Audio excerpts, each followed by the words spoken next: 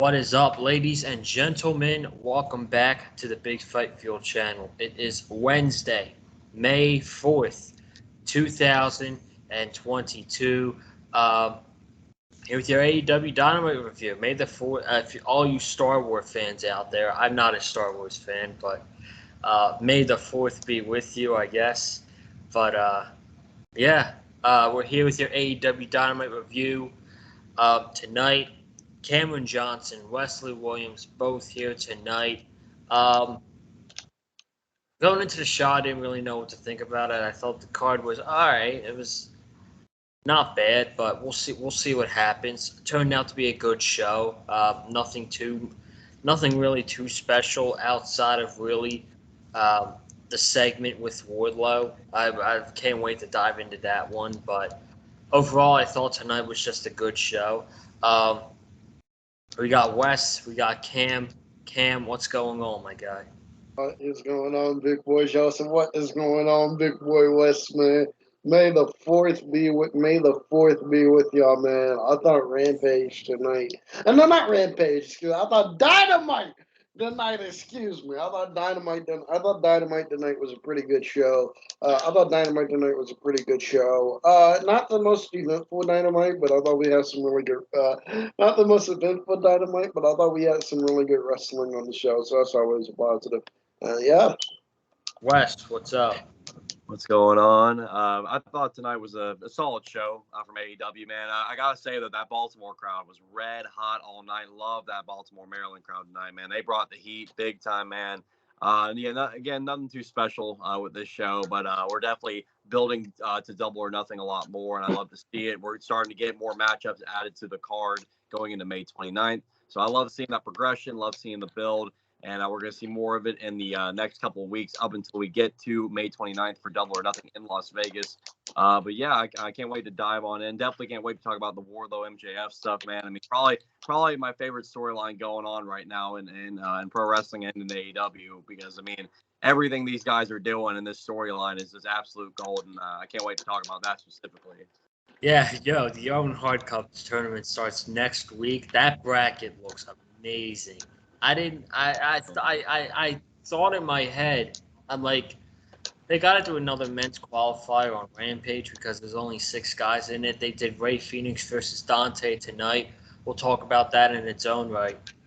But I was like, who the hell? Like, and then they announced the Joker, and I'm like, oh, this could be interesting. But when we get to the tournament, when we talk about the tournament and announcing matches and all that shit, I'll tell you who I think it's gonna be, who the Joker's gonna be. Spoiler: I don't think it's going to be anybody debuting. I don't think so. So, um, be on the lookout for that later on in the review. But if you have not already, I know right now we're uploading one video a week. AEW Dynamite, um, Rampage. I'm not sure if we are going to be doing Rampage on Friday. The show starts at 5:30 because of NHL playoffs, and we all got stuff to do. If it is, it'll be later in the night. But I'll keep you updated with that on Twitter and stuff like that. So, but yeah, be sure to go ahead and check out last week's AEW Dynamite review, and let's get to it. Open up the show from Baltimore, Maryland. Owen Hart Cup qualifier. We had Jeff Hardy against Bobby Fish. And Jeff Hardy got the loudest reaction of the entire night. I don't care what anybody says. That opening pop from Jeff Hardy was like, wow, I did not expect that. But this was Jeff Hardy's first singles match in AEW against Bobby Fish. Match was really slow in the beginning, which is normal with a Bobby Fish singles match. They then picked it up. In the end, crowd got really into it. Jeff Hardy hit a nice swanton bomb on Bobby Fish, and he got the win. And I see people on Twitter predicting that earlier today. Like, I'm not really active on Twitter much nowadays, but I'm just scrolling through Twitter today, and people saying that Bobby Fish should beat Jeff Hardy. I'm like, that's so dumb. Like, why are you going to put all three members? Why are you going to put all three members of the Undisputed Elite in there? And he had Darby Allin up in the rafters. Once I saw Darby Allin standing there, I'm like, yeah, Jeff Hardy's absolutely winning this. And we're getting Darby Allin versus Jeff Hardy, which we indeed are. But, yeah, Jeff Hardy wins in a really good match. Afterwards, the Young Bucks come out, and we get a face-off between the Young Bucks and the Hardy Boys. So sometime before the Hardy Boys call it a career, we will definitely see that one last time in AEW. I'm not going to say they're going to do it soon. I would probably they might do it down the road when it's for maybe the tag team championships or something like that. But we are definitely going to get this match one last time before the Hardy Boys call it a career. But yeah, that was your opening segment. Really good stuff and a fun opening match. I enjoyed it. Let's start with West tonight. Yeah, I thought this was a good opening match to kick things off in Baltimore. I love the Hart-inspired gear from Jeff Hardy tonight, and the face paint as well looked really good. And, yeah, Jeff, that pop he got from the Baltimore crowd was electric, man. I love it, man. I love seeing people still love on the Hardy Boys so much. And after all these years, these guys have just earned themselves a legendary status up until this point. But Jeff Hardy winning was the right call. I mean, people predicting Bobby Fish to win was just, it's not the right call. Jeff Hardy is, going into this, Jeff Hardy was more likely to win this match anyway. And I mean, you got Darby in the tournament already too, and Jeff and Darby going one-on-one. I mean, it's a dream match. Everybody wants to see these two guys. If Darby Allin's like any other wrestler in the world, is Jeff Hardy, man. That's a match everybody's been talking about and everybody has wanted to see. And now we're finally going to get it now that Jeff Hardy has advanced into the Owen Cup, and which should be great there. I'm looking forward to that a lot. But yeah, Jeff Hardy winning, definitely the right call here. And we got the bracket fully set up. We'll talk about it a little more as we get into the review. But man, I'm really enjoying the look of that Owen Hart Cup on the men's side of things. I guess we'll get the women's side fully revealed pretty soon here. I don't think they revealed that tonight, but probably. But women's side should be really good as well. So. Yeah, I think they're going to reveal that on Friday. Mr. Johnson. I thought this is a good match between Jeff Hardy and Bobby Fish.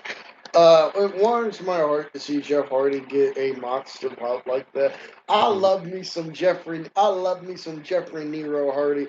And look, I don't mean to call nobody by their government name, but when somebody act up, you gotta call them by their government name.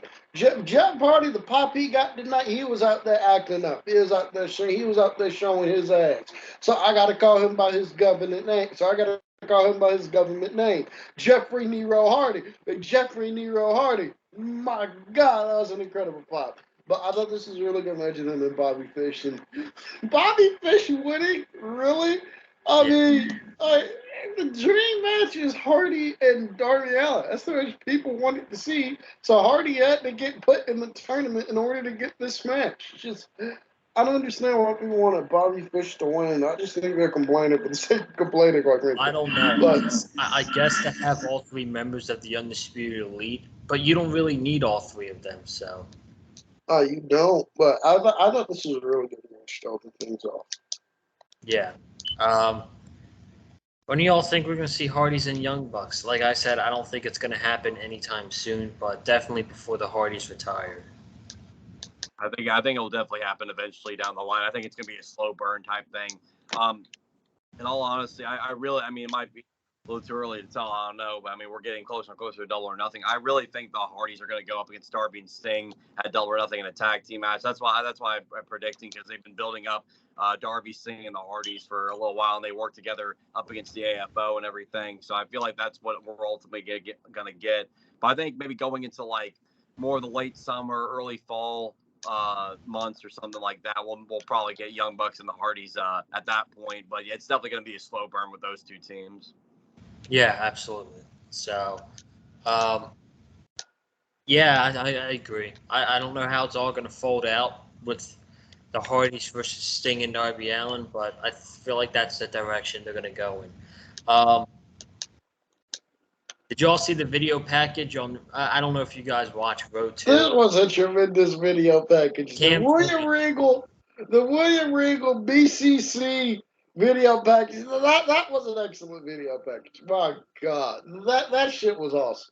Just Whoever put that video package together, edited it. I hope they get a raise. I hope they get a raise tonight. I hope they got a raise because that was amazing. they showed it on Dynamite, right? Yeah, they did. Yeah. Yeah, I just love how the slow, quiet voice of Regal throughout that video package. I don't know. I just loved how they were bullying Wheeler Yuta as well, like the new kid in the Blackpool. It's like the new kid. I don't know. I don't want to be like. I don't want to come off like a jerk off, but like Wheeler Yuta's the new guy in the club, so they're kind of bullying him but making him better at the same time. I absolutely loved that. I thought that was really good. And week by week, I mean, their matches are just getting better. Tonight they faced the AFL. It was the Butcher, the Blade, and who's the other one? And Helico. And Helico, thank you.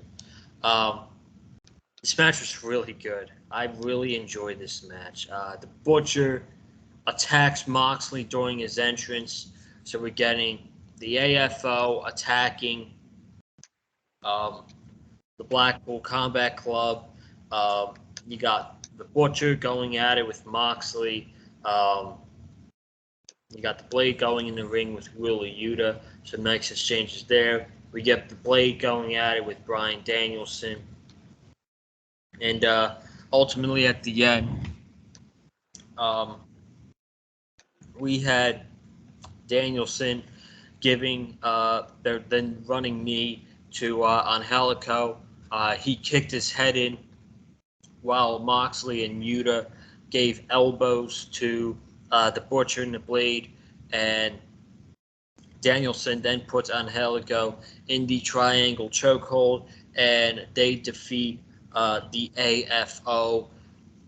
I'm surprised they didn't set up a program for Double or Nothing after this match. I thought for sure someone was going to come out. I thought for sure that the Best Friends and Orange Cassidy were going to come out, but no one just came out. It's kind of questioning what they're going to do with the Blackpool Combat Club now at Double or Nothing. I thought they would have started something at least tonight, but I'm not sure what they're going to do. They got to start something sooner rather than later. But this match was really good, and I really enjoyed it. It might have been, I don't know, might have been my favorite Blackpool Combat Club match so far, but there's only been a select few. But I really enjoyed this match. Let's hear from Cam first this time. I thought this was a really fun trios match. By the way, this is completely off topic, but my boy Angelico liked that man. I saw that match Angelico had last night with Yuya on AEW Dark, and all I would say is, we need more Angelico singles matches on AEW. And hey man, if Tony Khan, if you listening, you want to throw Scorpio Sky versus Angelico at the TNT Championship out there on a random episode of Dynamite or Rampage? I think that could be fun, man. I'm just saying. You want to throw Angelico in there with Bryan Danielson for one off? I think it could be fun, man. I'm just saying. I like me some Angelico. But I thought this was a really fun six-man tag. Blackpool Combat Club are awesome. They continue to be the best thing in AEW. I'm with you, Joseph. I don't know what they do at Double or Nothing because I figure, because it's hard for me to believe that they would leave two of the biggest stars in AEW, Moxley and Danielson, off the show. So I don't know what BCC does at Double or Nothing, but man, this was a lot of fun. And praise and Angelico needs some praise because that man is great. Yeah.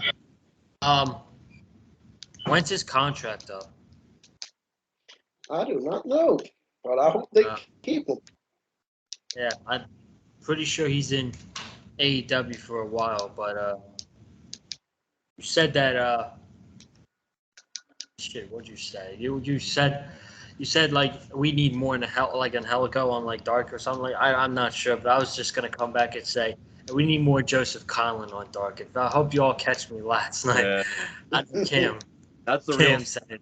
I saw that. Screw him, man. Joseph Conlon, man. That's who we need more of on Dark, man. That's gonna make it even more must see right there. There you go. Yeah, let's go to Wes. Go ahead, Wes. Yeah, this was fun, man. The VCC, they're doing great. They continue to be just complete badasses going out there, just beating the shit out of anybody in their path. I love it. I'm with you guys. Don't know what they do at Double or Nothing. I've been, we've been discussing the whole possibly best friends, but we don't know the injury status of Orange Cassidy because he does have that injury that he's still recovering from. So I don't know. Well, he's got his hands in his pockets on Rampage, so. Yeah, that's true. That's true. That's a good point. Yeah, that's true. I did catch up on the episode. So yeah, I guess maybe I know he's not in the sling anymore. I do know that. So I guess he is starting to do quite a bit better now. He can start to get a little bit physical. But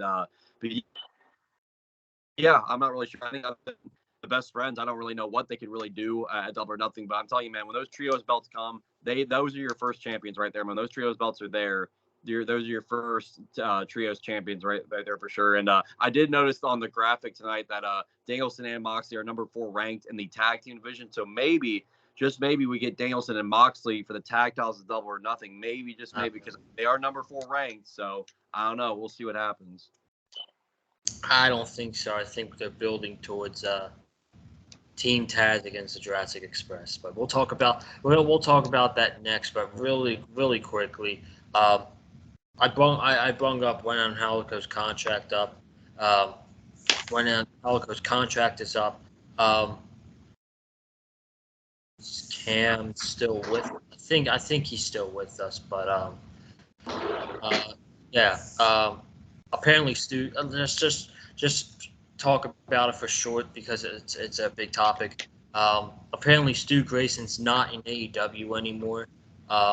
Him and AEW couldn't come to terms on a money agreement, and unfortunately, he was taken off the AEW website, and it seems like he's not in AEW anymore, man, which sucks because he's super underrated, and I just feel like when they did that best of matches with Danielson in the Dark Order, that we should have definitely gotten a match between Stu Grayson and Bryan Danielson, and they just didn't have a match.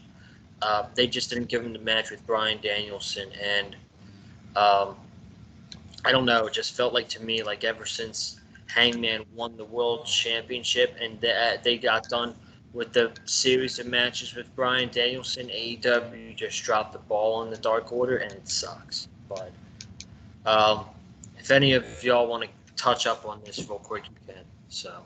Yeah. I saw that. I to be honest, I initially thought it was a glitch because I know that like Stu Grayson was most recently on like I think the latest episode of Elevation this week or something like, or it might have been last week. It was one of those 2 episodes, but yes, I thought you're seeing him on one of the YouTube shows. I thought, okay, well maybe he's still with the company. It was just a glitch on the website, but it looks to me that Stu is no longer with AEW, which does suck. And I agree with you, Joseph. I think he is a super underrated wrestler.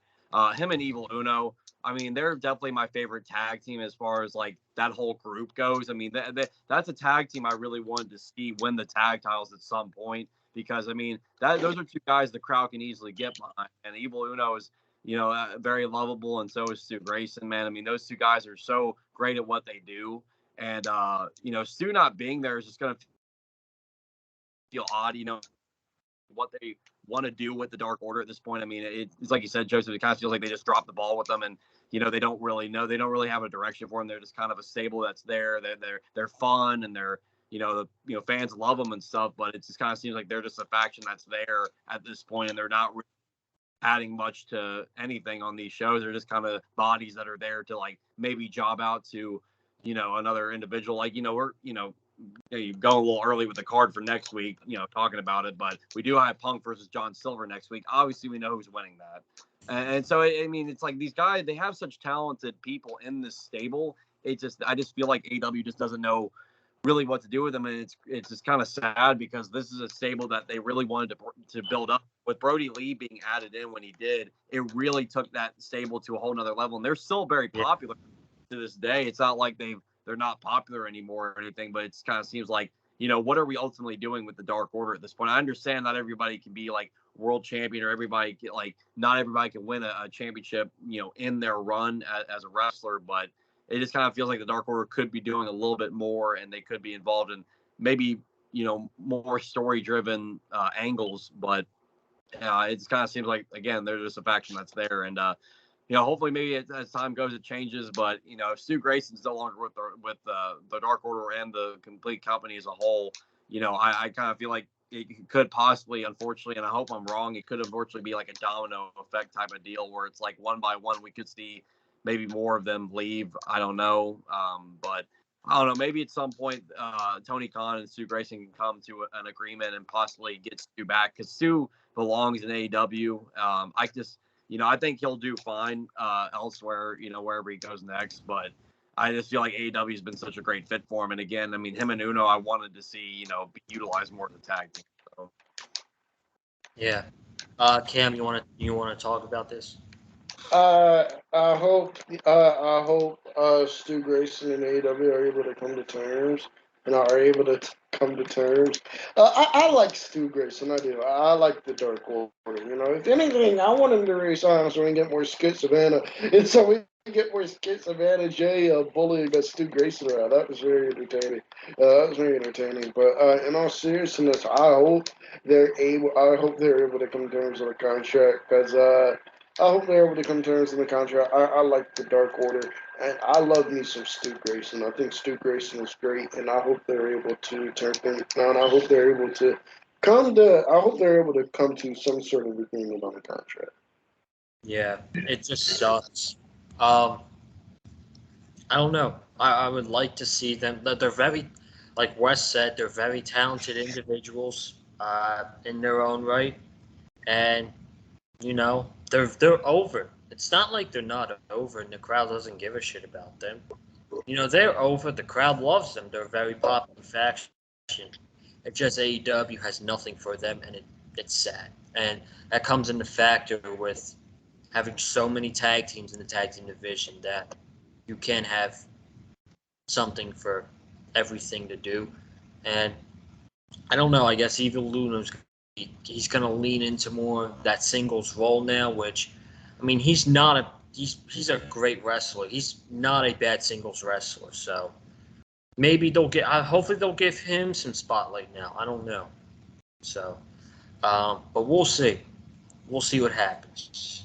Back to the Dynamite show. We had a backstage segment with Ricky Starks and Powerhouse Hobbs. And Tony Schiavone said they are the number one contenders and they will get a match for the AEW World Tag Team Championships. They were approached backstage by Jungle Boy, Luchasaurus, and Christian Cage. And Jungle Boy said to Ricky Starks that before we give you guys a tag team championship match, you need to give me a match for the FTW championship. So we're getting that match next week. Ricky Starks and Jungle Boy for the FTW championship. That is going to be some great stuff, man. I hope they give them at least 15 minutes because they will tear it down, no doubt. Those guys will tear it down given that match. So, yeah, that's that for next week. We had Wardlow. Wardlow came out for his match. He came out all the way from the parking lot. They had the camera zoomed backstage. I don't know. Did this entrance give you Goldberg entrance vibes? Because that's the first thing I thought of. Yes. Yeah, absolutely. Yep. So the crowd loved it. crowd was singing, chanting Wardlow to the ring. And MJF came out, revealed his opponent. He said it was 7 feet tall. He's going to intimidate him. And it ended up being W. Morrissey, which MJF called him William Morrissey. So I'm not sure if this was a tryout match for him or what, but I thought he did a very good job. I enjoyed the match. He got some good offense in on Wardlow in the beginning. Then Wardlow did a freaking moonsault off the top rope. He landed right on his feet. So he really didn't get a lot of it, but he got some of it, and that was very impressive for a guy like Wardlow to do the moonsault like that. Then he just gave Morrissey one power bomb, and that was it. Just one power. It just took one power bomb to defeat W. Morrissey, and Wardlow gets the win. After the match, Wardlow is celebrating. He's standing in the ring. He's got his hands like this, getting ready for the security to put the handcuffs on him. He starts beating up the security guards, one by one by one. MJF and Spears are running out there. They are sending more security guards, and Wardlow just keeps beating them up one by one by one. I swear there was about 10 security guards that came down at the same time. Wardlow just pushed them down, kicked them down, punched them in the face. Wardlow then just punched one. He just gave one security guard a powerbomb onto all the security guards on the outside. And MJF was left speechless that Wardlow took down all the security guards. And that just proves my point and Cameron's point that professional wrestling has the worst security guards in the world. It is true, and you can't tell me otherwise. But all jokes aside, Wardlow grabs a microphone and he says, "You don't get it. It doesn't matter who it is, how tall they are, how fast they are. I'll take them down one by one until I get my hands on you whenever the time comes."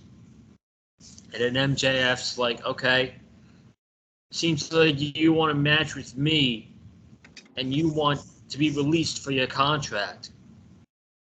He said, "You're on." And then he starts playing with the crowd and stuff like that. And then he says, "On one condition,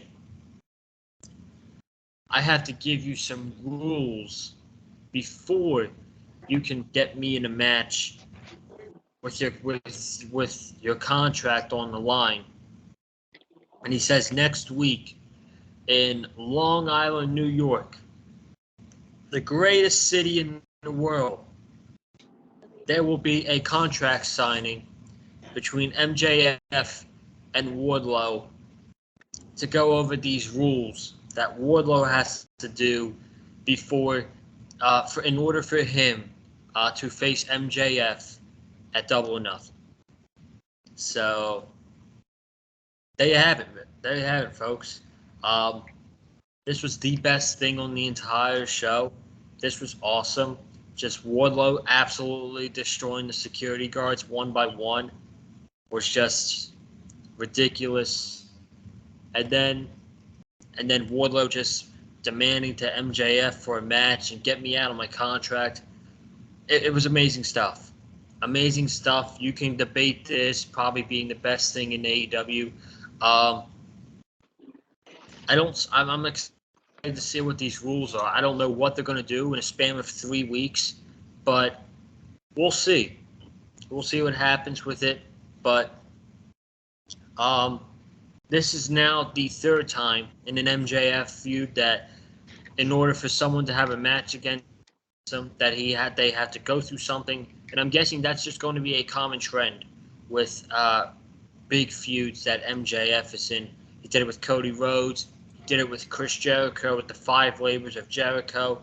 And he's now doing it with Wardlow. And we will find out what these rules are going to be next week in Long Island. Wes, take it away.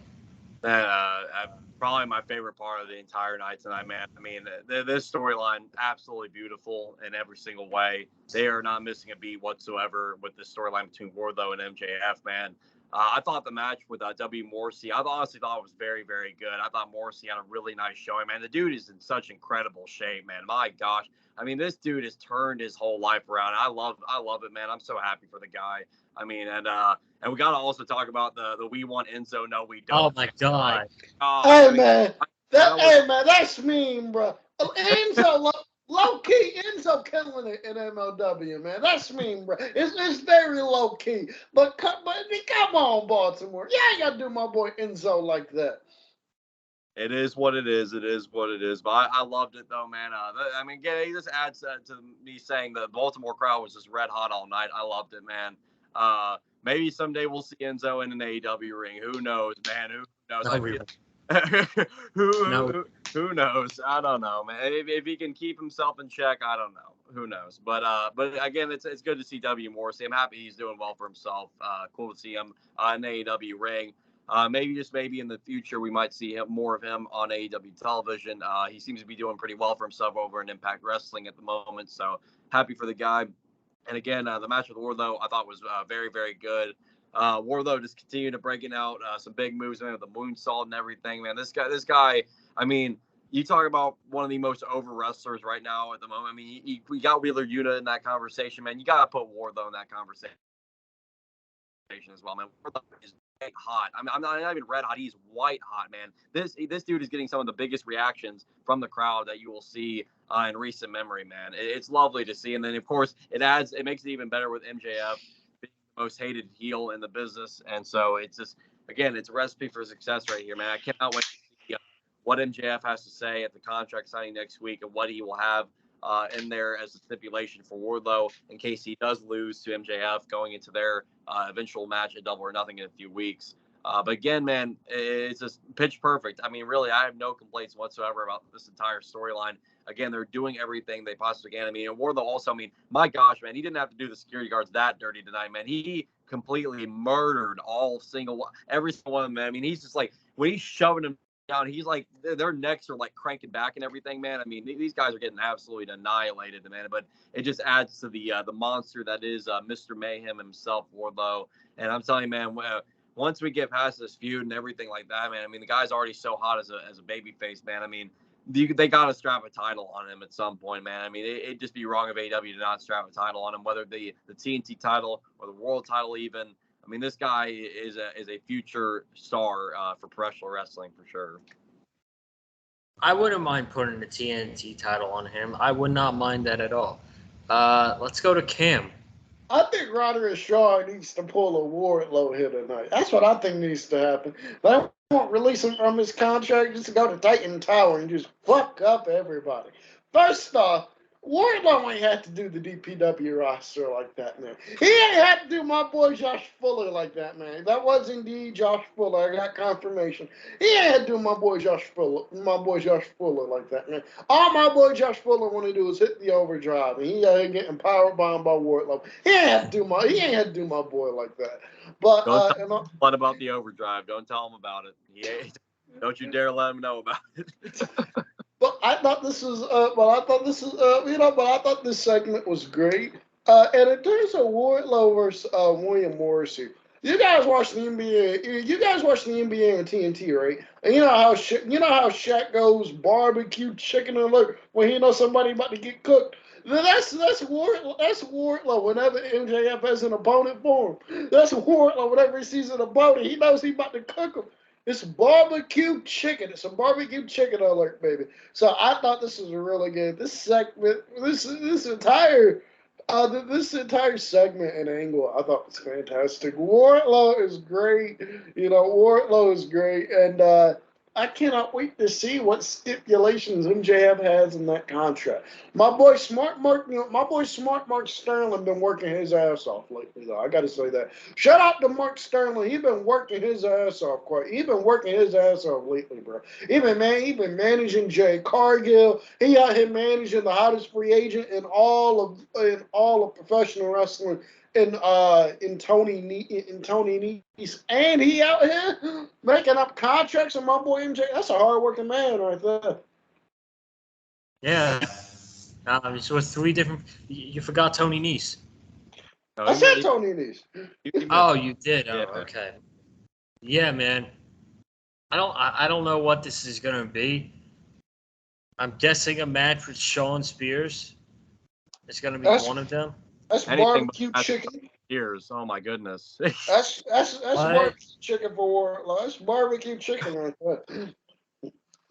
I'm guessing something like a match with he can only use one arm, like one arm tied behind his back or something like that. But I don't know. We'll probably get more out of that, but we'll see what happens next Wednesday.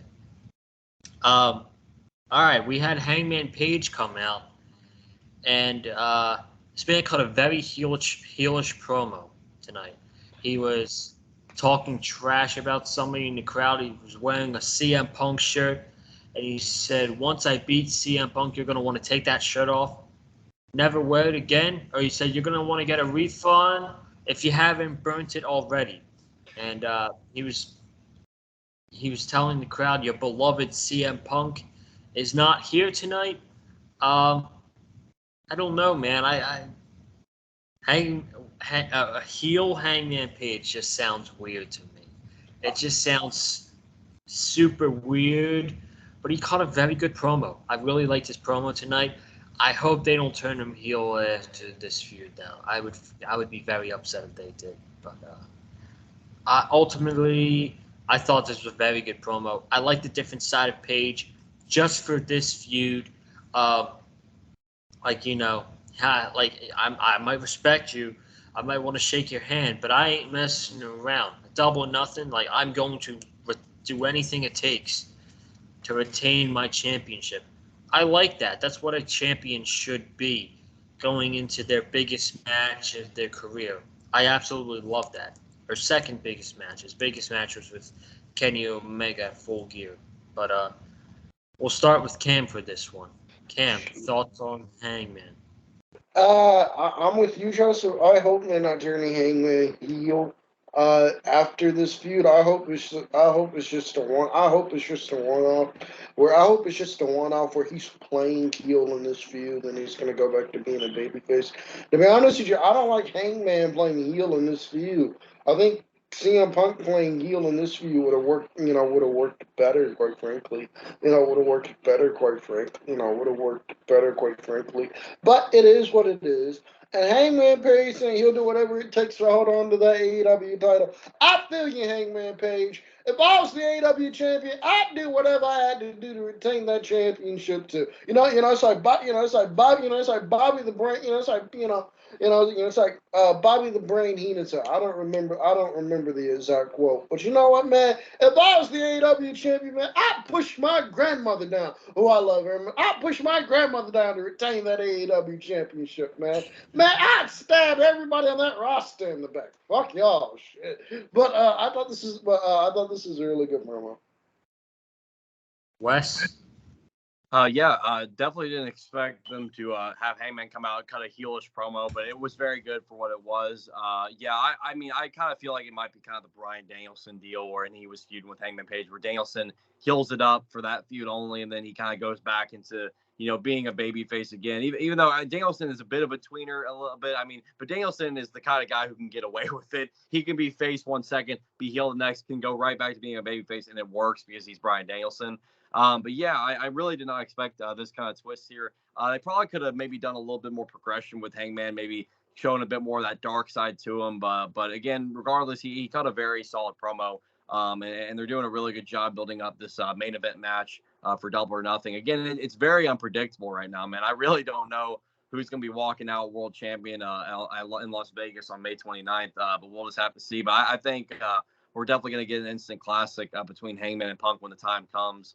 And whatever Punk retaliates with next time we hear him on the mic, it will be very interesting. But we know we got Punk in action next week to build him up some more for the match on Double or Nothing. But yeah, I mean, we'll see what happens. I do hope they don't turn Hangman Page heel fully as well after this feud is said and done. I think that'd just be really weird, and it would just be kind of a very oddball decision to make. So yeah, hopefully it's just a feud thing. I kind of feel like it is, since AEW has done that with other wrestlers, and so yeah, we'll see what happens. But yeah, I would keep Hangman a face though after this feud is all said and done. Yeah, I'm not ready to see him as a heel just yet. So, we had Santana 1-on-1 against the I was about to say Jericho Appreciation Society. Chris Jericho. Santana hit a suicide dive during Jericho's entrance. They were brawling on the outside like 3 minutes before like the bell didn't even ring. So Santana was beating the shit out of Jericho. Then the bell rang. These guys had a fine match. It was very predictable. I kind of saw the writing on the wall for this. Like, they were just going to destroy Santana and Ortiz. And then eventually Eddie Kingston's going to come back. So, yeah, Chris Jericho gives Santana a low blow after a distraction by Angelo Parker into the Judas effect. 1, 2, 3. Jericho wins. They all beat up Ortiz. Chris Jericho hits Ortiz with the baseball bat, and the Chris Jericho Appreciation Society, they stand tall tonight over Santana and Ortiz. Eddie Kingston is selling the fireball, which I'd like. I'd expect him to be back on television either next week or the week after that, but very soon.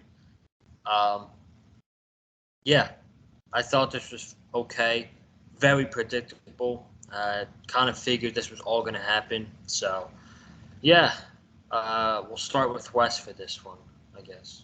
Yeah, I thought Jericho and Santana had a pretty good match. Pretty predictable. Jericho got the win tonight, and obviously we got Eddie Kingston still selling the fireball incident from last Wednesday night. So we'll eventually see him back. But again, it's only a matter of time we get Hernandez Homicide out to the mix, and we make these numbers even, because every single week it's been the same deal. The odds not being in Eddie Kingston and company's favor with the Jericho Appreciation Society always getting the upper hand. But I mean, going into Double or Nothing, whatever they do, whether it be Stadium Stampede or Blood and Guts, we shall see. But I think it's the writing's on the wall that Kingston and Santana Ortiz are going to even the odds when the time is right, and we're going to see a 5-on-5 clash between two different factions. But yeah, pretty good for what it was. I think it is job to kind of legitimize the Jericho Appreciation Society a little bit more, and maybe we'll see Kingston sometime next week. I don't know. Maybe give it another week or something. But yeah, Kingston will definitely be back, and definitely be back with a vengeance. So that'll be fun to watch there. Yeah, Cam? I thought this was a good match between Jericho and I thought this was a good match between Jericho and Santana. I like the post match beating from. I'm sorry, I disrespected Chris Jericho. I got to say his name. Chris Jericho, the Wizard. I'm sorry, Chris Jericho, the Wizard, the Sports Entertainer of the Week. By the way, he gave himself that award last week. Shout out to the Sports Entertainer of the Week, Chris Jericho. But I thought this was some some fine sports entertainment. I thought this was a fine, what this go, about 10, 15 minutes? I thought this was a fine 10, 15 minutes of sports entertainment. I thought this was fine. I love that nickname so much. He just got the influencer. Now he's the Wizard. So, I don't know, man. Chris Jericho's the best.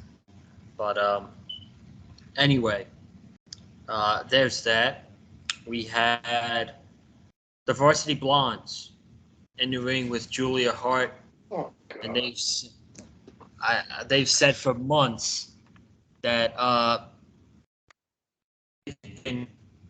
they've been not the same. They haven't been the Varsity Blondes because of the House of Black and what they did to Julia Hart, how they changed Julia Hart. and now she's been acting different every week.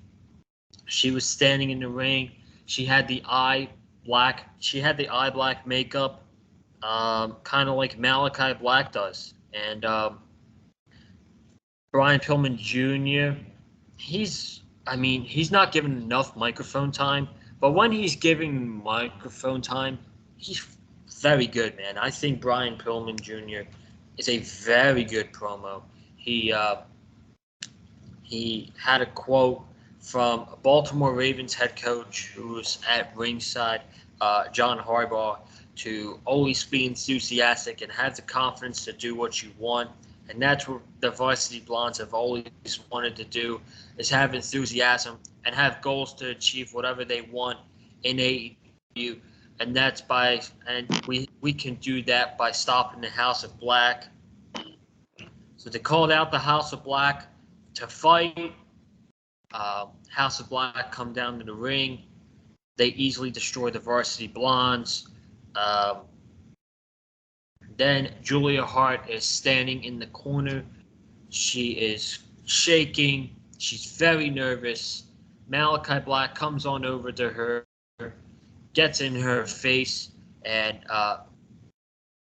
she is then taken by Buddy Matthews. Buddy Matthews gives her a steel chair. He tells her to hit Griff Garrison with the steel chair. Julia Hart hesitates. She's too scared to hit Griff with the steel chair. And she has it up, and then she brings it down. Malachi Black then throws the chair out of the ring, tears off the eye patch of Julia Hart. Julia Hart is then grabbing at her eye. She's hurt, and the Death Triangle run out the House of Black to get them out of the ring. I don't know. Was this a fun segment? Yes, I actually was very entertained by this segment. I thought they should have turned Julia Hart right here, though. I thought right here would have been the perfect time, just whacking Griff Garrison with the chair. I don't know. I know they're gonna pull they're gonna do it sooner rather than later. I mean, the transformation's almost there. She's got eye black makeup all the way down her face now. It happened. We know that. It should have happened tonight. I felt like tonight to pull the trigger would have been very good, and it would have made the segment from here all the way to here. But I thought the segment was entertaining nonetheless. So yeah, Mr. Cameron Johnson, I know you have a lot to say about this, so the floor is yours. I do. Two things. One, the Varsity Blondes. Have the Varsity Blondes not learned their lesson? Have they not learned their lesson of what happens when they try? How many times do they have to get their asses whooped by the House of Black, man? By the House of Black, man. Get some out breath. This ain't what you want. Every time you call out the House of Black, what they do? Buddy Matthews, my boy Brody King, and my boy Malachi Black, they go out there and they whoop your ass. They whoop your ass and they keep telling you, don't come back. And they keep going back for more. House of Black are Varsity Blondes are idiots. I can't root for idiots. I'm sorry. I was hoping Julia Hart would take that steel chair and just melee Griff Garrison 10,000 times with the chair. That's one. Two, I thought the turn was going to happen when they all cornered the Varsity Blondes and Julia Hart got in the corner. To be honest with you, because we know how Tony Khan loves his low blows. To be honest with you, I thought Julia Hart was going to low blow Brian Pillman Jr. right there. She was going to take the eye makeup and she was going to take the eye patch off and laugh at him. So I thought that was going to happen there. And I thought that was going to happen there. I thought it was very bizarre. They did not do the turn here. And three, Lee Johnson is a terrible boyfriend. My God. The House of Black are about to, Malachi Black is about to attack Julia. And who makes the save? Death Triangle. Now, I understand what. Now, I understand. Now, believe me, I understand why that's the feud they got going on. This is me just joking around. I understand why. But Lee Johnson is a terrible boyfriend, bro. That would have never happened. That would have never happened if she was with me. I'm just saying. I would have pulled up in Baltimore with a I would have pulled up. I could keep a baseball bat in the trunk. I would have pulled up to Baltimore with a baseball bat, and I would have had that thing swinging. I would have had that thing swinging. That shit would have never happened to me. But yeah, that shit would have never happened to her if I was him, man, Julia Hart. Lee Johnson is a terrible boyfriend, but I thought this segment was fine. The turn needs to come. I thought this segment was fine. The turn needs to come. And Varsity Blondes, please stop challenging House of Black the matches or segments because it don't end well for it. It's like Fuego del Sol. They whoop Fuego's ass every time. They whoop your ass every time. Can we move on to something else? Maybe go over there and try the Acclaim. Maybe you can beat them. But you ain't beating the House of Black. I'm sorry. And don't try messing with BCC because Moxley, Danielson, and Wheeler Yuta going to whoop y'all ass too. Okay, I'm sorry. Oh, man. You can't be talking trash about my guy Lee Johnson like that, man. What are you thinking? He's a terrible boyfriend, bro. Julia Hart is about to get attacked by Malachi Black. Where is he? Where is he? Where is he? Where is he? He ain't catering. He ain't catering getting the chips and pasta they had there, or whatever they had in catering. Bro, come on, man, get out there. Listen, man, I'm gonna give it to Wes. But Lee Johnson, like me, him, and my brother, we're like friends now, you know? So I'm going to let Wes talk. I'm going to go get something. And Wes can give his reaction about this. Yeah. I'm with Joseph here. I thought the turn was going to go ahead and come tonight. I feel like tonight would have been a good execution of it because they've been building this for, months now. This has been a long, slow burn build for sure. I feel like tonight would have been a good night to do it, but alas, that did not happen. But they're definitely continuing the House of Black and Death Triangle feud. I'm assuming we're going to get a trios match at Double or Nothing between those two factions. When the Julia Hart turn does come, I don't know. Again, I thought it was going to happen tonight. I can't really predict right now when it's going to come, but it's going to happen sooner rather than later. I can't see them dragging this out that much longer because I kind of feel like they just need to go ahead and just pull the trigger, just go ahead and do the turn and have Julia Hart join up with the House of Black and have her be, I guess, in a way, an Alexa Bliss type figure when it comes to turning to that dark side and going to that kind of sinister level, as a female character on the show. You know how we know with Alexa Bliss, we had the whole deal with the Firefly Funhouse with her. So I kind of feel like that's something we could possibly get at least a little bit similar to with Julia Hart. But yeah, I kind of do wish again that they would have just done the turn tonight. But we'll see what happens. We'll see what they do with it. It should be still a solid execution. So I don't know how they're going to lead to it because obviously we're going to get Death Triangle versus House of Black at Double or Nothing. Maybe after the match, the Death Triangle, get beat up or something like that. Or I see Blondes come down for the save, and then it happens. But we all know it's going to happen sooner rather than later. She's pretty much confirmed. She's already got the black makeup and stuff like that. So, and maybe with her in the group, they'll push her now. But she's still very green in the ring. She's 20 years old, so she's got a long way to go. But really quickly, Cam, you cannot talk trash about Lee Johnson, man. Freaking, hold on. My guy hooked me up on Sunday, okay? My guy hooked me up. You'll see it next week on Dark. My brother got it, but he just chucked it up there. My brother snatched it in the air. So I guess, I'm a Lee Johnson stan now. So. Yo. So. Yeah, there you go. You can't disrespect my guy like that. So, what did we have after this? We have Phoenix and Dante Martin. Thank you. Yeah, this was by far the best match of the entire night. This match was incredible, man. The things that these guys did in the ring, it's not human. These guys literally aren't human. I thought that House of Black were going to maybe cost Ray Phoenix in this match, but this was his first match back, so I'm glad he got the win.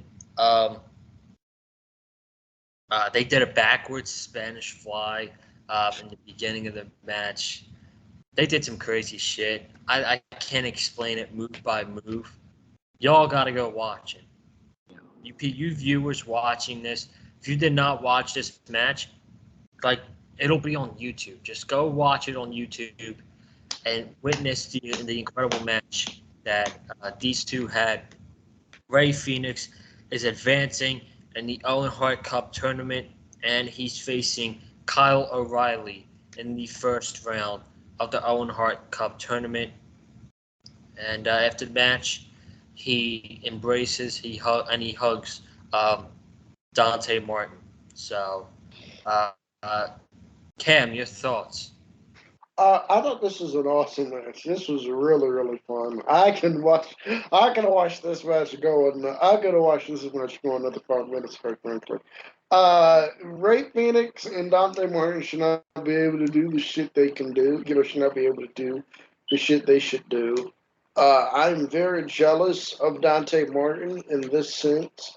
The dude is 21 years old and is on AEW Dynamite each week and is out there looking amazing. I turned 21 in 2 months, and I am sitting on my ass here in North Carolina. Man. I gotta get like Dante Martin, bro. I gotta get like Dante Martin, bro. But I thought this is a really fun match here with these guys here. It was impossible. This match is impossible to take notes on, man. They're just doing one thing after another, and I thought it was great. And I thought the finish was shocking too, because I thought Dante Martin was winning. Yeah, This was incredible, man. I mean, what more can you really expect from two guys of this caliber of talent, man? I mean, a backwards Spanish fly, who could have really predicted that to happen in a match like this? I mean, these guys pulling out moves I didn't think were like actually possible. And then the spot where they come off the top rope and they both landed perfectly in sync on their feet and then just stare at each other. I mean, I literally popped off my bed just watching this, like, oh my gosh, like this is just unbelievable, man. I mean, it's giving me like Osprey Ricochet vibes almost, man. I mean, this is unbelievable. Honestly, this should be a future TNT title match. In all honesty, man, imagine this for a title. Like this could be an all-time classic given more time. But these two guys still went in there, had an amazing match. Ray Phoenix wins and advances to the Owen Hart Cup to face Kyle O'Reilly in the first round. That should be another very solid match there. But I love that they put this match together. And, it's very unfortunate with Darius being hurt once again, man. Prayers up to him. But I'm happy, though, that, at least now they've experimented with Dante as a singles guy while Darius was away the first time, that they can start easing him back in to that singles role once again, man. Dante is such a talented young athlete, man. He definitely deserves to get a title shot at some point and have a run with at least the TNT title at some time in the future. I mean, the guy's got plenty of time to do it. He's only 21 years old. I mean, this guy's got a long career ahead of him, man. And so, best of luck to him on that. But yeah, this was definitely by far the best match of the night. Yes, sir. Yeah, like you said, Darius is hurt right now, and it's very important that they get Dante Martin back in that singles role so that that top flight doesn't lose their momentum. But anyway, the full bracket was announced for the Owen Hart Club tournament, at least for the men's side. The women's side is probably going to be announced Friday night on Rampage. Again, we'll run down the Rampage card in a little bit. There might not be a Rampage review. I'm not sure. If there is, it'll be on a later time because it's 5:30. We're all doing stuff. So it's just too early in the day. So we will see what happens on Friday. But the full Owen Hart bracket is Kyle O'Reilly versus Ray Phoenix. Jeff Hardy and Darby Allin. That's taking place next week. Adam Cole versus Dax Harwood. That's going to happen next week. which kind of stinks because I would like to see Dax get a good run, but he's more than likely going to next week to Adam Cole. And Samoa Joe is going one-on-one with a Joker. There's a Joker in the Owen Hart Cup tournament. I said it in the beginning that that I don't think his opponent's going to be a debuting superstar. Honestly, I could see this being a trick, and then I could see this ending up being Jay Lethal, to be perfectly honest with you. So that's what I'm going to say. Who do y'all think's going to be the Joker? I got Miro. I got Miro. I think we see right now Miro fighting God, protecting the TNT title off. No disrespect to God, our Lord and Savior. I don't know how long it takes. I don't know how long it takes to fight God. It must take a little while because we ain't seen Miro in a little while. But Miro, buddy, talking to you out there.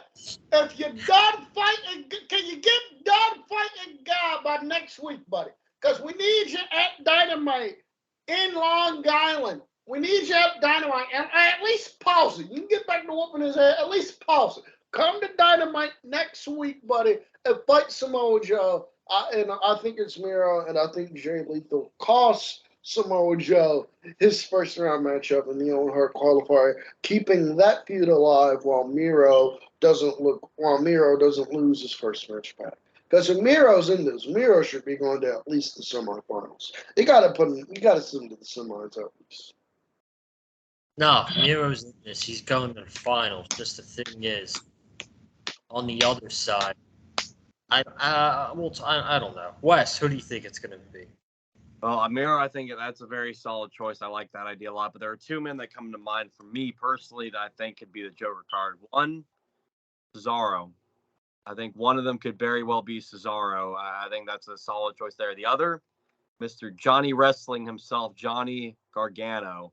And I saw I saw it float around a little bit on social media. What if it was Johnny Gargano and he went into the finals going up against Adam Cole, one-on-one for the Owen Cup, man? My goodness, we already know the classics that put together at NXT TakeOver.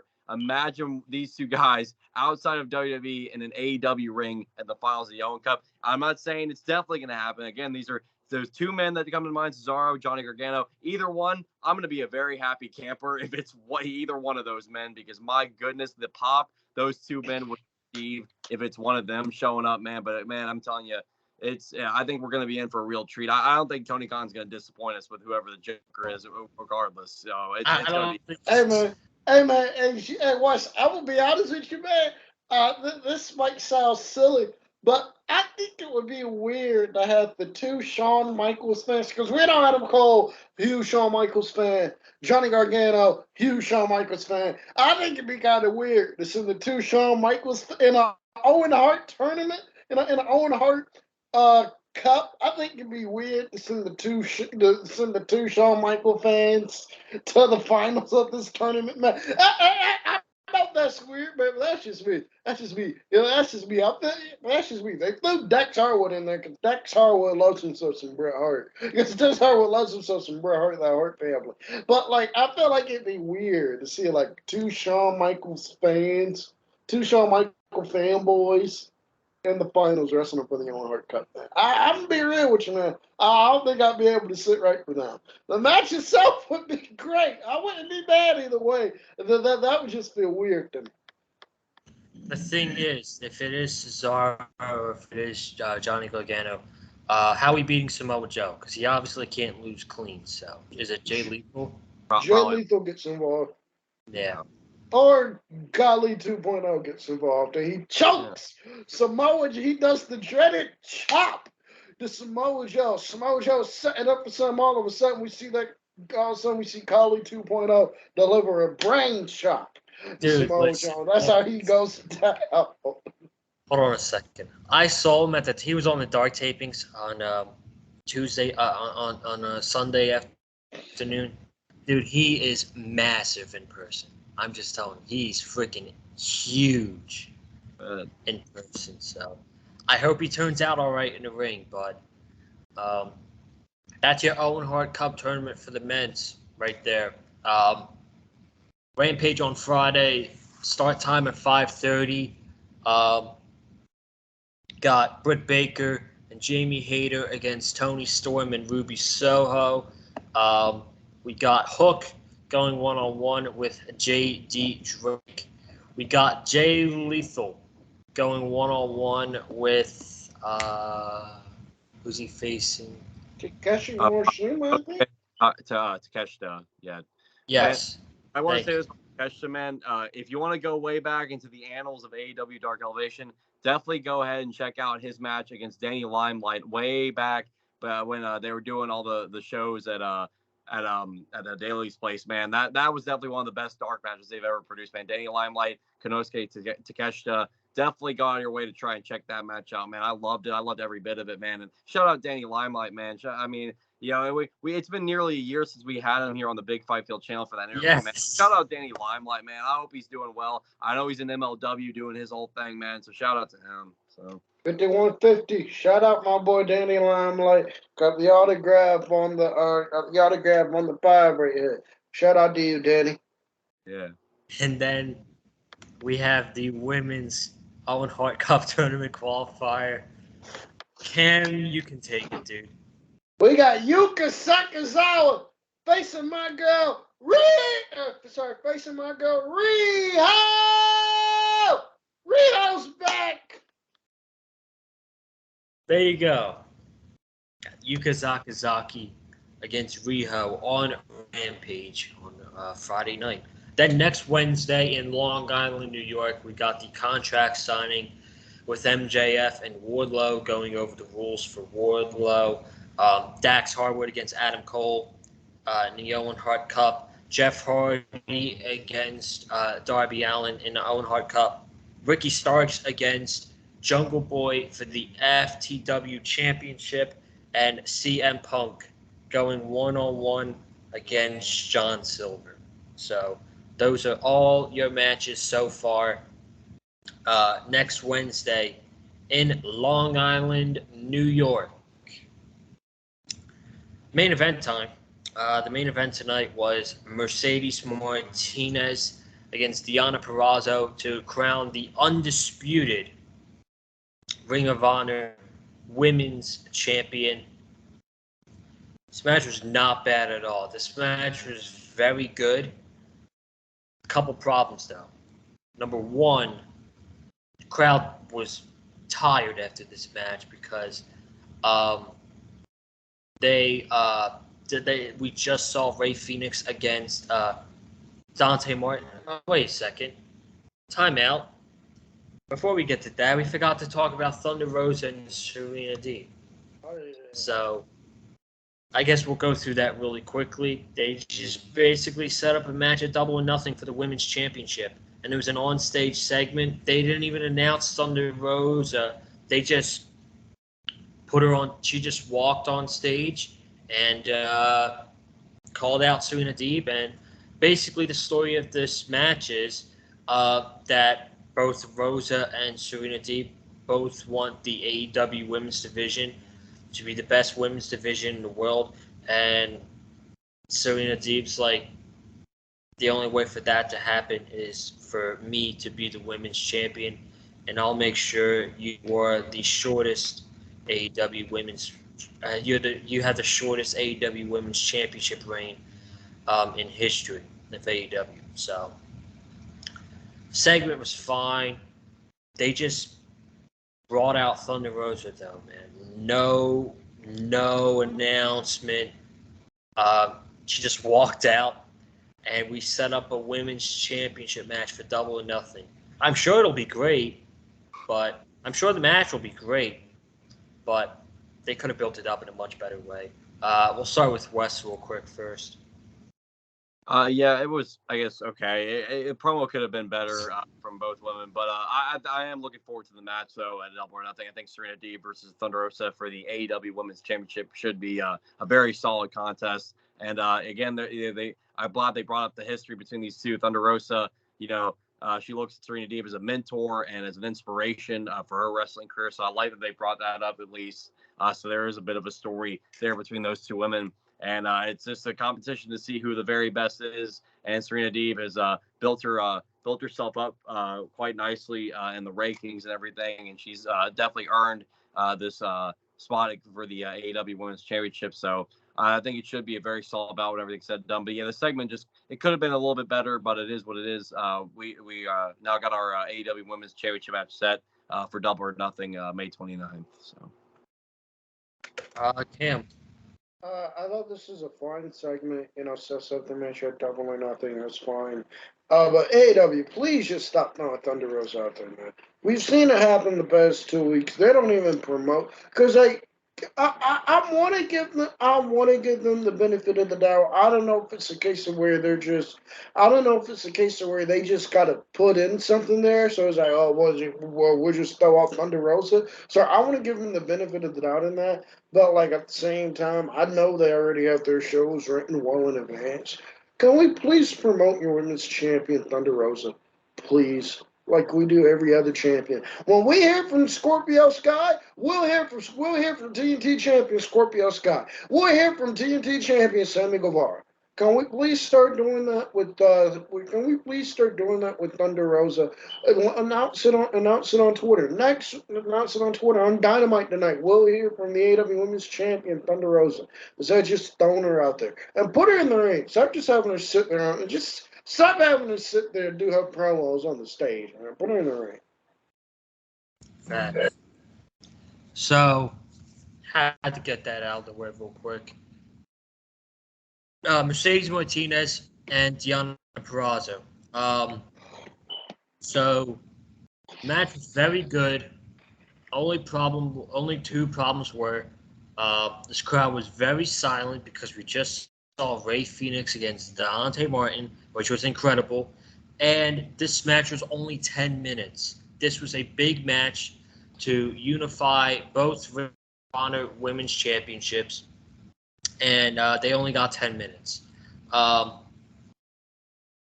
was into it in the beginning, then they were just silent during the match.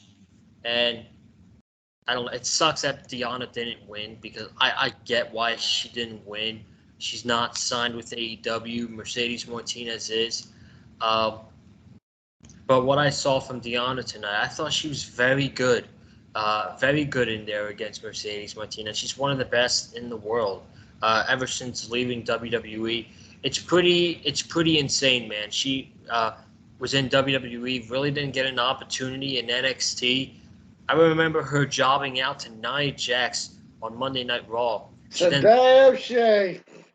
then leaves WWE, and she becomes, a two-time Knockouts champion.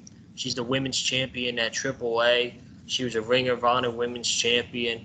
And now she's wrestling in the main event of Dynamite. So, good for her, man. Really, good for her. And if I'm AEW, this is not the last time I'm getting Deonna Purrazzo on my program, whether it's Dynamite or Rampage. We need to see more of her on these shows. It's just plain and simple because she's very good, man. She's that damn good. She is somebody that WWE really dropped the ball with. So, but yeah, man, Mercedes Martinez is the new Ring of Honor Women's Champion. I understand why. She's signed with AEW, and Deonna Purrazzo is not. So, Cam. I thought this was a good match for these 10 minutes of win. For the 10 minutes of win. To be honest with you, I would have cut the Thunder Rosa Serena Deeb segment and have that on the show next week. I would have actually promoted, I would have promoted it. We'll hear from Serena Deeb, or we'll hear from Thunder Rosa next week. So I would have cut that. I would have cut that segment, and I would have gave more time to this match. I think this match could have benefited from going a little longer. But I thought it was good for the time that it lasted. I did not expect Deanna Purrazzo to lose the ROH Women's title, but she's not signed to AEW, but she's not signed to AEW, and I hope that changes soon. I hope whenever her contract with Impact Wrestling is up. No disrespect to Impact Wrestling, no disrespect to Impact Wrestling. They have a phenomenal women's division open there. They've been putting on some really good shows, but I want to see Deanna Purrazzo on AEW. So hopefully, whenever her contract with Impact is finished, we can get her in AEW because I need to see the Virtuoso on TV every week. My God. Yes. Yeah, I thought this was a good main event. I wish it could have gotten more time, and the crowd was pretty dead for it. But I'm happy for Mercedes Martinez. Good for her for becoming the undisputed Ring of Honor Women's Champion. Deanna Purrazzo, definitely want more of her on AEW television. Hopefully, at some point, Tony Khan's able to lock her down in AEW. But I've been very, very pleased with what Deanna's been able to accomplish in other promotions like AAA and Ring of Honor and Impact. Man, I mean, you got to give the woman so much credit. Man, she's been one of the big stars one of the biggest female stars in the women's division. All around in professional wrestling, so you gotta give credit where credit is due for sure.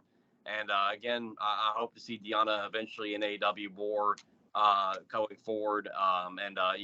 With that, Tony Khan now officially owning Ring of Honor, today was actually his first official day of owning Ring of Honor. I think he signed the final paperwork and everything, so it was his first official day. Now that he's got Ring of Honor under lock and key, and if Deanna continues to do work with Ring of Honor, hopefully her and Tony Khan can work out a deal, and we can start seeing her involved more with both Ring of Honor and AEW now that they are officially partners and everything. But we'll see what happens. But yeah, the main event, it was good for what it was.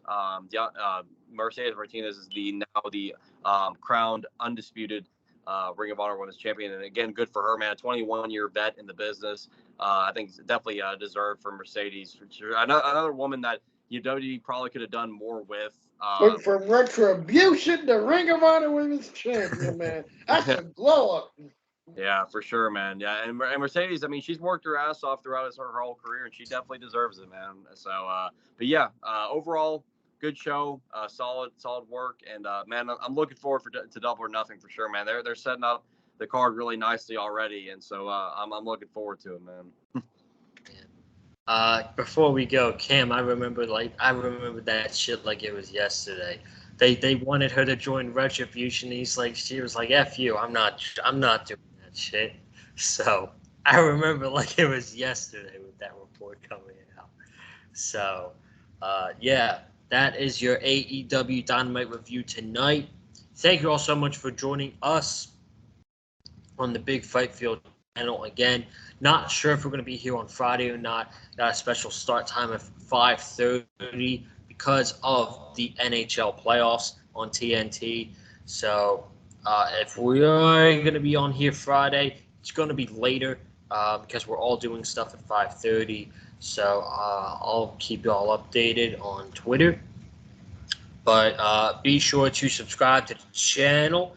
Comment down below how you thought about tonight's episode of AEW Dynamite. Hit the like button if you like what you heard from tonight's show on the Big Fight Field channel. And follow me on Twitter and Instagram at Colin_Joseph. Wes, plug your socials. Yes, you can go ahead and you already know. Follow me over on Instagram at The Real Wesley Snipes, and you can also follow me on TikTok with the same exact username. Again, that is at The Real Wesley Snipes. And Cam, let me pass the mic on over to you, my friend. Follow me on Twitter at CamSummer1101. Subscribe to the CNE podcast, available on all platforms. Catch me on my boy Earl Cole's. Catch me on my boy Earl Cole's show tomorrow, where we're gonna predict WrestleMania rematch. WrestleMania Backlash. So yeah, it should be fun. I'm not even why. Didn't even know it was happening. So I just know that they made a 6-man tag when they should have made a tag team title unification match. But hey, it's WWE, man. It's classic WWE doing their thing. I love to see it. Dude, no cap. You said that you said on Earl's show that you're gonna be breaking down WrestleMania Backlash for the show on Sunday. That's the first time I heard that there's a show on Sunday. So that Nobody not knows what WWE shows are anymore. They just happen like the day of, and people are like, "Oh, okay, I got it." That has not happened in a long time. But yeah, I will not be watching that show on Sunday. I will be watching the Stanley Cup playoffs and the NBA playoffs. So, but we might see you guys on Friday. If not, we'll see you guys next Wednesday for AEW Dynamite. Hope you all have a good night. Stay safe, and as always, stay classy. We out. Peace.